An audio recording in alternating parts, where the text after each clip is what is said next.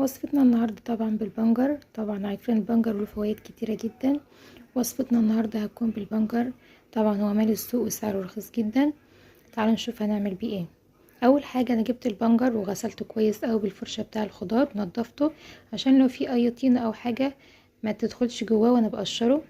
وهنا هبتدي اقشر البنجر بالشكل ده كده. قشرته هبتدي اقشر الكمية كلها وارجع لكم. هنا تمام، قشرت الكمية كلها بتاعه البنجر. تعالوا نشوف هنعمل بيه ايه. اول حاجة هقطعه كده تقطيعة صغيرة. طبعا التقطيعة اي تقطيعة تحبيها. انا قطعته شرايح كده واقطع كل الكمية اللي معايا من البنجر بالشكل ده. هقطعه رقيق كده عشان ما ياخدش معايا مكان.